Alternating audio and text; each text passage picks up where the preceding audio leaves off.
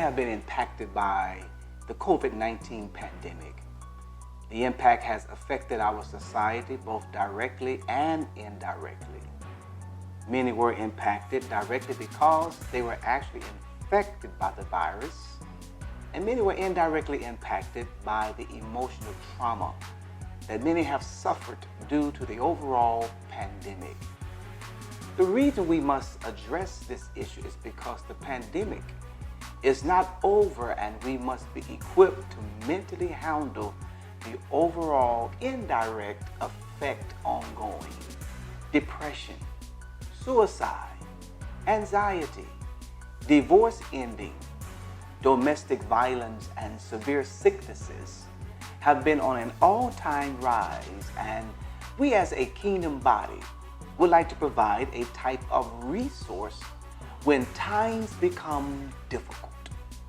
Hence, we have established Mind Matters as weekly segments to help us overcome the many indirect pandemic issues that are impacting our psyche. We have invited Dr. Latoya Gilmore as a special guest to provide us with tips and tools to help us find victory over the mental battles that so many are quietly facing. Dr. Gilmore is a licensed professional counselor in Texas with a doctorate in counselor education, specialized training in marriage and family therapy, and career planning. She has over 15 years of experience in the area of emotional wellness and relationship preservation.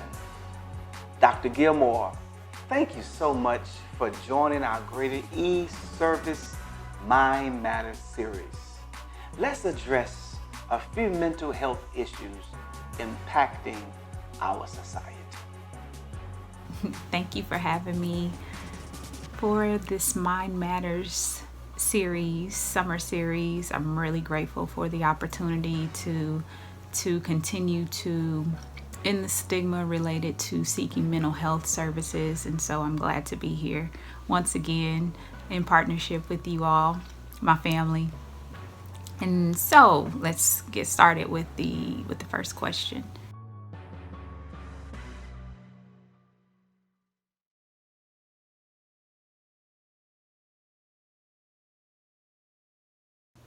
Okay, the signs of depression can be mild, moderate, or severe. And what those symptoms look like, it could be the presence of sadness, of course. So the feeling of sadness, low mood, having a lack of energy, a lack of interest in the things that used to bring you pleasure, you used to enjoy doing, spending time with those people that usually spark joy within you. There's no interest in being connected. It could manifest itself in that way. It could also manifest itself by way of just being physically drained, physically tired, more often than not. And so when we're talking about symptoms, we're looking at a change that is noticeable within that individual, or can also be noticed by other people that observe the change in that particular individual. So I can notice it within myself that I'm feeling more tired. I feel like I'm more sluggish than usual.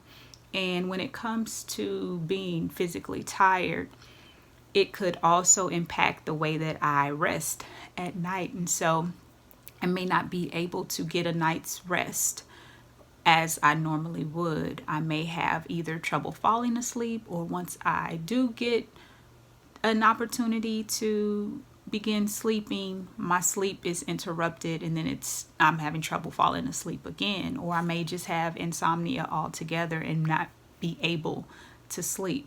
And so when it comes to the disruption of sleep, and it could be because of where my mind is focusing, where my thoughts are focused on, but there's a restlessness that can be there. Or I may find that I am oversleeping, right? And so I'm experiencing these uncomfortable feelings. I am feeling hopeless, and I may want to just sleep the day away because that's an escape. And so it could be, again, trouble falling asleep, having interrupted sleep when you do fall asleep, or oversleeping altogether.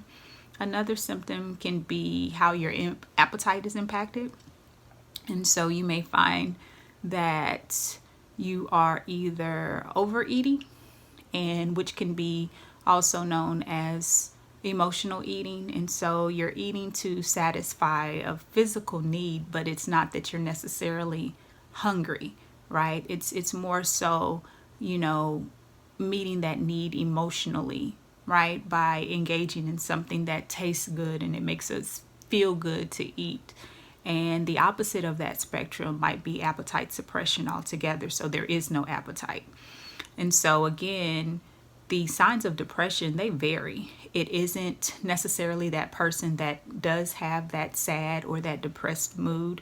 It could be someone that manifests as highly agitated, so irritated, snappy, right? Attitudinal, more often than not, right? It could also be the lack of concentration and the ability to focus on things. It may feel like your mind is in a bunch of different places all at one time. There is a need to maybe reread things over and over again just to have a better understanding of what you're reading, and you didn't normally have to do that before. So these are all things that could manifest themselves as depression as well. Along with those markers could be, as I mentioned, hopelessness before. It could also be, you know, those thoughts of thinking that you would be better off if you weren't here anymore. So we're talking about, you know, those thoughts that are related to harming yourself, suicide in particular. That's specifically, you know, what I'm talking about. And so that is a severe form of depression, okay? Just not wanting to be here and just wanting to like end it all, because it seems like that would be the thing that would bring peace versus the state that that person is in at the present time.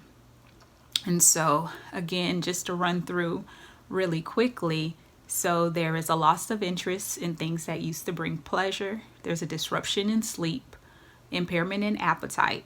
Okay, there might be a mood that is saddened, or there may be an agitated mood. So it doesn't always show up as sadness. It can show up as anger.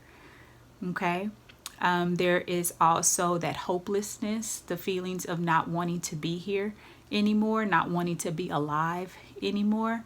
And so these are all things that can be, again, either mild manifestations, at a moderate, and then at a severe, where it's impairing, you know, your speech and how you move physically throughout the day. It just seems like you may be moving a little slower, or you might notice or observe someone is moving, you know, more slower, speaking slower, or there's like this downcast state about them. And so those are some of the symptoms and some of the markers of depression.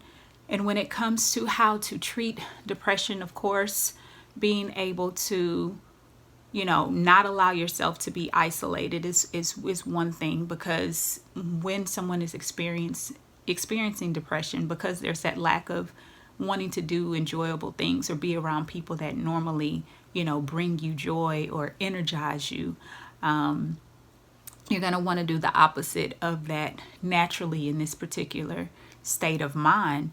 And so seeking help while you're in this space, so that you're able to process what those thoughts are.